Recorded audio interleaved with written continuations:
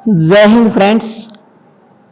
आज की क्लास में हम डिस्कस करेंगे संविधान के महत्वपूर्ण अनुच्छेद। संविधान के महत्वपूर्ण अनुच्छेद तो याद रखिएगा, भारतीय संविधान विश्व का सबसे बड़ा क्या है? लिखित संविधान है। ठीक है, और इसके जो ऐतिहासिक पृष्ठभूमि है उसके बारे में हम कई बार डिस्कस कर चुके हैं। आपको वीडियोज मिल जाएंगे, उनके अंदर आप देख सकते हैं। तो फ्रेंड्स, करते हैं आज की क्लास शुरू। सिर्फ आज की क्लास में हम टारगेट रखेंगे 15 मिनट के अंदर जितने भी इंपॉर्टेंट आर्टिकल है उनको निपटा लें। ठीक है, तो कोई भी वनडे एग्जाम हो तो आपके वनडे एग्जाम के अंदर इनसे बाहर एक भी आर्टिकल नहीं आएगा। ये लिख के दे रहा हूं मैं, एक भी आर्टिकल इनसे बाहर नहीं आएगा। तो फ्रेंड्स, करते हैं आज की क्लास शुरू। अगर क्लास देखना शुरू कर चुके हैं तो शुरुआत के अंदर ही लाइक कर दीजिए, चैनल पर नए हैं तो सब्सक्राइब कर दीजिए, जिससे आपको नोटिफिकेशन मिलेगा और हमको मोटिवेशन मिलेगा। तो करते हैं आज की क्लास शुरू। देखिए, भारतीय संविधान की अगर हम बात करें तो 22 भाग है भारतीय संविधान के अंदर, 395 इसके अंदर क्या है? आर्टिकल हैं, और 12 अनुसूचियां हैं। ठीक है, 12 अनुसूचियां हैं। इनके ऊपर पहले भी बात कर चुके, ज्यादा डिटेल में नहीं करेंगे क्योंकि 15 मिनट की क्लास है ये। 15 मिनट के अंदर हमने पूरे के पूरे आर्टिकल पढ़ने हैं जो इंपॉर्टेंट है। सबसे पहला जो भाग है उसके अंदर आर्टिकल 1 से लेकर 4 तक आते हैं, और उसके अंदर क्या है? संघ व उसका क्या होगा? राज्य क्षेत्र। किसी भी मतलब राज्य है वो, मतलब आर्टिकल जो 1 है उसके अंदर क्या लिखा गया है? भारत क्या है? राज्यों का संघ है। मतलब India that is Bharat shall be union of states. मतलब भारतीय जो राज्य है वो अपनी मर्जी से क्या नहीं हो सकते? संघ से अलग नहीं हो सकते। संघ का मतलब क्या हो गया? भारत हो गया, और भारत से क्या नहीं हो सकते? ये अलग नहीं हो सकते। ये हमारा प्यारा भारत हो गया। ठीक है, और जो काम होगा मतलब किसी राज्य को मिलाना, किसी राज्य की सीमा से बाहर करना, ये सब काम किसका हो गया? संसद का हो गया। नए राज्यों का प्रवेश हो गया, ये काम किसका हो गया? संसद का, आर्टिकल 2 के अंदर। फिर आर्टिकल 3 के अंदर क्या है? राज्य और क्षेत्रों की सीमाओं और नामों में परिवर्तन करने का काम आर्टिकल 3 के अंदर इसका वर्णन किया गया है। फिर भाग 2 की अगर हम बात करें तो नागरिकता, आर्टिकल 5 से 11, आर्टिकल 5 से 11 भाग 2 नागरिकता, याद रखना। फिर भाग 3 के अंदर क्या है? 12 से 35 मौलिक अधिकार। ठीक है, भाग 3 आर्टिकल 12 से 35 मौलिक अधिकार। मौलिक अधिकारों की अगर हम बात करें, सबसे पहले देख लेते हैं हम एक बार जो इंपॉर्टेंट है उनको।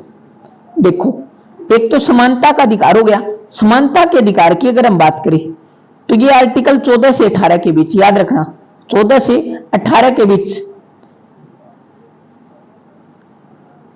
क्या हो गया? समानता का अधिकार। स्वतंत्रता के अधिकार की अगर हम बात करें, स्वतंत्रता के अधिकार की अगर हम बात करें तो आर्टिकल 19 से 22, आर्टिकल 19 से 22 स्वतंत्रता का अधिकार होगा, जिसमें विचार और अभिव्यक्ति की स्वतंत्रता हो गया। आर्टिकल 21 मोस्ट इंपोर्टेंट है, याद रख लेना। फिर शोषण के विरुद्ध अधिकार, आर्टिकल 23 और 24। इसी के अंदर क्या है? 23 के अंदर और 24 के अंदर क्या है? बलात्श्रम पर रोक भी, आर्टिकल।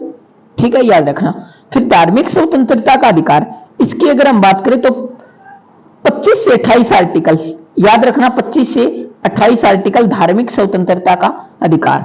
फिर संस्कृति और शिक्षा संबंधी अधिकार हो गया, ये 29 और 30 आर्टिकल हो गया। ये थोड़ा इंपॉर्टेंट है, 29 और 30। फिर हो गया संवैधानिक उपचारों का अधिकार। अगर हमारे मौलिक अधिकारों का उल्लंघन हो रहा है तो हम उसके विरुद्ध कहां पर जा सकते हैं? सुप्रीम कोर्ट जा सकते हैं। सुप्रीम कोर्ट 5 तरह की रीट जारी कर सकती है, और हाई कोर्ट की अगर हम बात करें तो 6 प्रकार की। ठीक है, याद रखना। अब देखते हैं, देखो, भाग 3 कंप्लीट हो गया। फिर भाग 4A की अगर हम बात करें, भाग 4A की अगर हम बात करें तो मौलिक कर्तव्य, मौलिक कर्तव्य फंडामेंटल ड्यूटीज, आर्टिकल हो गया 51A। और आर्टिकल 51 की अगर हम बात करें, इसके अंदर किससे संबंधित है? तो अंतरराष्ट्रीय शांति से संबंधित है। ठीक है, आर्टिकल 51। और ये आर्टिकल 51 ये करना पड़ेगा हमको यहाँ पर।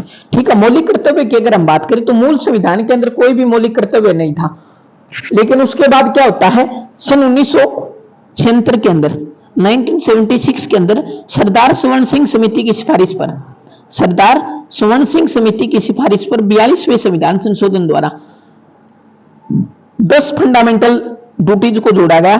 फिर 11वां जो फंडामेंटल ड्यूटीज थी हमारी उसको जोड़ा गया 86वां संविधान संशोधन 2002, शिक्षा का अधिकार। ठीक है, आगे देखते हैं।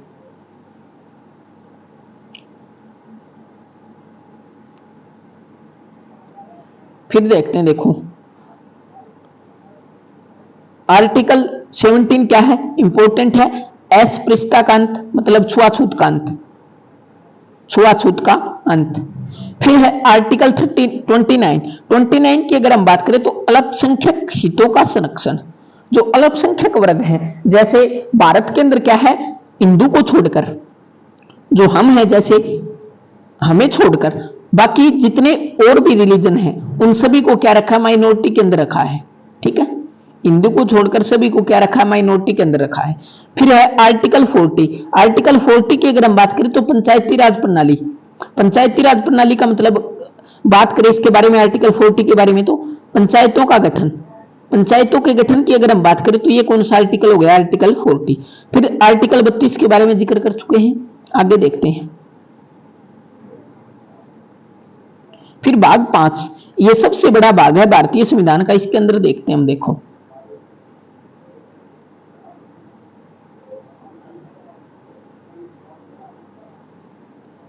इसके अंदर देखते हैं, देखो भाग 5 52 से 151 आर्टिकल, सबसे अधिक आर्टिकल। सबसे पहले बात करते हैं हम राष्ट्रपति के बारे में। तो आर्टिकल 52 के अंदर क्या लिखा है कि भारत का एक राष्ट्रपति होगा। राष्ट्रपति पद का क्या किया गया है, वर्णन किया गया है।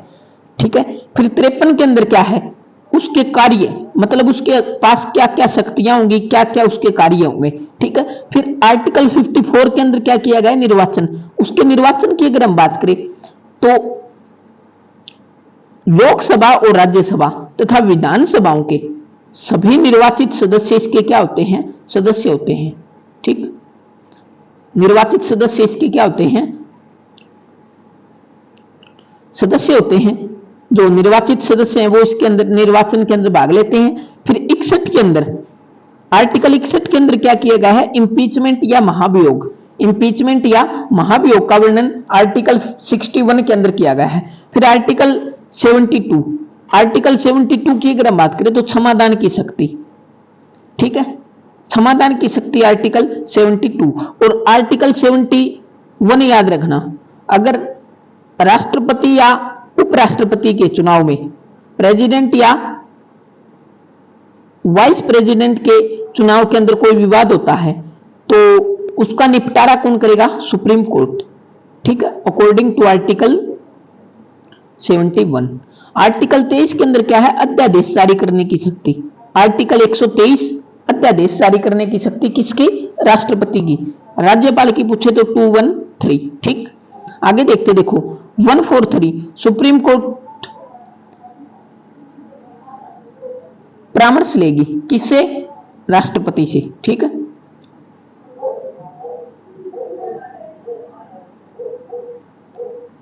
फिर आगे देखते हैं, देखो आगे आर्टिकल की बात करते हैं हम 74 की अगर हम बात करें तो मंत्रिमंडल।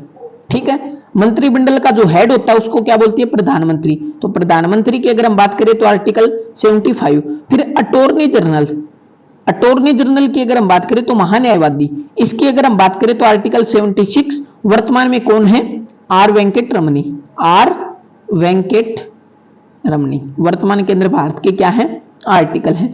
इन तीनों को याद रखना क्या है, बड़ा सरल है। ठीक है, बड़ा क्या है, सरल है। स से बन गया संसद 79 आर्टिकल के अंदर। फिर र से बन गया राज्यसभा, राज्यसभा आर्टिकल 80 के अंदर। फिर ल से बन गया लोकसभा आर्टिकल 81 के अंदर। ठीक, ध्यान रखना। फिर आगे देखते हैं, फिर बात करते हैं भाग 6 के बारे में। ठीक है, भाग 6 के बारे में देखते हैं। देखो भाग 6 की अगर हम बात करें तो आर्टिकल 152 से 237 तक सबसे पहले इसके अंदर जो इंपॉर्टेंट है राज्यपाल। राज्यपाल की अगर हम बात करें तो अनुच्छेद 153 हो गया, राज्यपाल पद का वर्णन किया गया है। आपको एक क्वेश्चन का आंसर कमेंट सेक्शन में कमेंट करके बताना है कि एक राज्य के अंदर 2 राज्यपाल हो सकते हैं या नहीं। यस एंड नो के अंदर आपको आंसर बताना है, ठीक है। फिर 154 के अंदर क्या है इसकी शक्ति और कार्य। फिर 155 के अंदर क्या होगा इसका निर्वाचन। निर्वाचन होता नहीं है वैसे, इसका राष्ट्रपति के द्वारा ये क्या किया जाता है,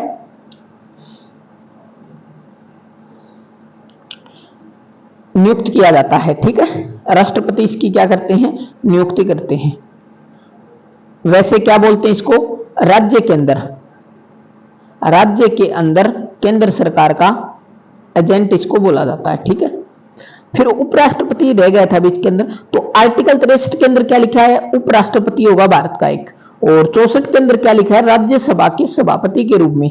मतलब कोई भी उपराष्ट्रपति होगा वो क्या होगा, राज्यसभा का पदेन सभापति। पदेन शब्द आता है ना, इसका मतलब याद रखना, पदेन मतलब जो राज्यसभा का सभापति है उस पद को धारण कौन करेगा, उपराष्ट्रपति। अगर वो उपराष्ट्रपति नहीं रहेगा तो उस पद को क्या धारण कर सकता है, तो बिल्कुल भी नहीं कर सकता। उस पद के कारण मतलब राज्यसभा का जो सभापति है उसके रूप में वो क्या कर रहा है, कार्य कर रहा है, याद रखना। आगे देखते हैं, आगे मुख्यमंत्री के बारे में आएगा। और जो राज्यपाल था इसके बारे में याद रखना, जो अध्यादेश जारी करने की इसकी जो शक्ति है, अध्यादेश जारी करने की शक्ति कौन सी है, 213। और प्रेसिडेंट की अगर हम बात करें तो 123। एक चीज और याद रखना, राज्यपाल क्या क्या माफ नहीं कर सकता, मार्शल लॉ और फांसी की सजा को राष्ट्रपति क्या नहीं कर सकता, मृत्युदंड को माफ राज्यपाल नहीं कर सकता, बल्कि राष्ट्रपति इसके अंदर क्या कर सकता है, माफ भी कर सकता है और इसको सजा को कम भी कर सकता है। लेकिन राज्यपाल केवल सजा के अंदर क्या कर सकता है, कटौती कर सकता है। आगे देखते हैं, मुख्यमंत्री आ गया भाई। मुख्यमंत्री की अगर हम बात करें, देखो मुख्यमंत्री की अगर हम बात करें तो आर्टिकल 163 के अंदर क्या किया गया है, मंत्रिमंडल का जिक्र किया गया है, ठीक है। 164 के अंदर क्या किया गया है, जो मंत्रिमंडल है उसका मुखिया कौन होगा, मुख्यमंत्री होगा। फिर वहां पर अटॉर्नी जनरल का वर्णन आर्टिकल कौन सा था, 76। लेकिन यहां पर क्या है, महाधिवक्ता का वर्णन आर्टिकल 165 के अंदर। फिर 168 की बात करें, विधानमंडल हो गया। विधानमंडल के 2 अंग होते हैं, विधानसभा और विधान परिषद। विधानसभा लगभग राज्यों के अंदर है, लेकिन विधान परिषद कितने राज्यों के अंदर है, केवल 6 राज्यों के अंदर। तू भी मजा कर, तू भी मजा कर। कौन कौन से राज्य हैं, T for Telangana, U for UP, B for Bihar हो गया, M फॉर महाराष्ट्र हो गया, आंध्र प्रदेश हो गया। 1 2 3 4 5, एक और कौन सा रहेगा, तेलंगाना, यूपी, बिहार, महाराष्ट्र, आंध्र प्रदेश और तमिलनाडु, ठीक है। इनके अंदर क्या हो गया, विधान परिषद भी हो गई ना, तमिलनाडु नहीं सॉरी कर्नाटक, याद रखना KKR, ठीक है। तो तू भी मजा कर, तेलंगाना, यूपी, बिहार, महाराष्ट्र, आंध्र प्रदेश और कर्नाटक, 6 राज्यों के अंदर क्या है, विधान परिषद।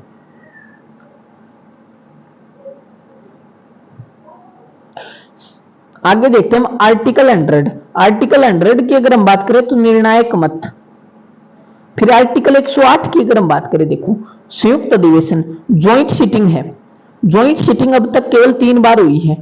और बात करें हम ज्वाइंट सिटिंग किस किस के ऊपर नहीं हो सकती, एक तो जो संविधान संशोधन है उसके ऊपर कभी भी ज्वाइंट सिटिंग नहीं हो सकती। और इसके साथ ही याद रखना धन विधेयक पर भी, ठीक है, धन विधेयक और संविधान संशोधन विधेयक, इन पर कभी भी क्या नहीं होती, ज्वाइंट सिटिंग नहीं होती, ठीक है। ज्वाइंट सिटिंग की अगर हम बात करें, राष्ट्रपति बुलाता है और जो इसकी अध्यक्षता करता है वो कौन करता है, जो अध्यक्षता करता है इसकी वो कौन करता है? लोकसभा का स्पीकर। ठीक, फिर आगे आर्टिकल 110 तो धन विधेयक, और आर्टिकल 112 क्या हो गया? बजट। बजट का वर्णन नहीं है, ये गलत मिस प्रिंटिंग है, यहां पर क्या लिखा गया है? वार्षिक वित्तीय विवरण। ठीक है, वार्षिक वित्तीय विवरण आर्टिकल 112 के अंदर। आगे देखते हैं, आगे आ गया फिर सुप्रीम कोर्ट। सुप्रीम कोर्ट की अगर हम बात करें, देखो आर्टिकल 124 के अंदर क्या लिखा है? सुप्रीम कोर्ट का गठन। ठीक, सुप्रीम कोर्ट का गठन आर्टिकल 124 के अंदर, और हाई कोर्ट की अगर हम बात करें तो 214 के अंदर। फिर आर्टिकल 131 के अंदर क्या है? सुप्रीम कोर्ट के अधिकार हैं कुछ, मतलब सुप्रीम कोर्ट के ऊपर संसद क्या नहीं कर सकती? अतिक्रमण नहीं कर सकती, याद रखना। और आर्टिकल 148 की अगर हम बात करें तो सीएजी की नियुक्ति, सीएजी को कौन नियुक्त करता है? तो राष्ट्रपति इसको क्या करता है? नियुक्त करता है। राष्ट्रपति इसकी क्या करता है? नियुक्ति करता है। फिर आर्टिकल 214 राज्यों के अंदर हाईकोर्ट हो गया, वर्तमान में कितने? 25 हाईकोर्ट, एक या एक से अधिक राज्यों का भी क्या हो सकता है? एक हाईकोर्ट हो सकता है। फिर हाईकोर्ट का गठन। ठीक है, आर्टिकल 216 के अंदर। फिर आगे देखते हैं, देखो आगे आ गया केंद्र राज्य संबंध। केंद्र राज्य संबंध के अंदर एक समिति का जरूर नाम याद रखना, सरकारी आयोग। सरकारी आयोग, इसका संबंध किससे था? केंद्र राज्य संबंध से संबंधित था। ठीक है, आर्टिकल 249 राज्य सूची विषय पर कानून बनाने की शक्ति। राज्य सूची का जो विषय है उसके ऊपर कानून बनाने की जो शक्ति है वो किसके पास है? ज्यादा राज्य के पास है। केंद्र सूची के अंदर जो समवर्ती सूची है उसके ऊपर कानून बनाने की शक्ति किसके पास है? केंद्र सरकार के पास। और समवर्ती सूची पर केंद्र और राज्य दोनों बना सकते हैं, अगर मेजोरिटी के अंदर या पहले लोकसभा संसद ने उसको पारित कर दिया तो कौन सामान्य होगा? केंद्र सरकार वाला। ठीक है, और जो केंद्र राज्य संबंध ये जो समिति होती है उसका अध्यक्ष कौन होता है? तो हमेशा याद रखना कौन होता है? गृह मंत्री। ठीक, फिर देखते हैं, देखो आर्टिकल 250 क्या होगा? आपातकाल के दौरान राज्य सूची पर कानून बनाने की शक्ति किसके पास चली जाती है? संसद के पास।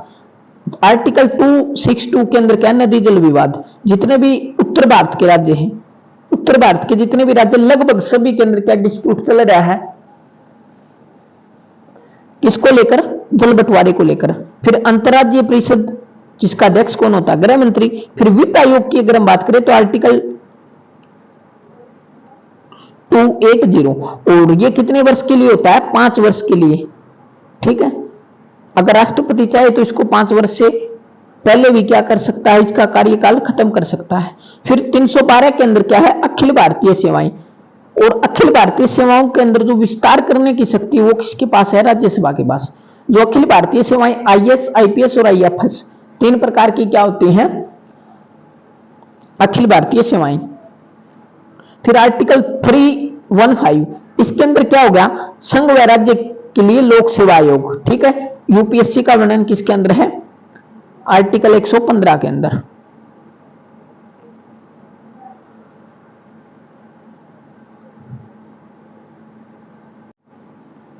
आगे देखते हैं, देखो आर्टिकल 324 इसके अंदर क्या है? निर्वाचन आयोग। निर्वाचन आयोग की अगर हम बात करें तो वर्तमान में भारत के निर्वाचन आयुक्त कौन है? राजीव कुमार। ठीक,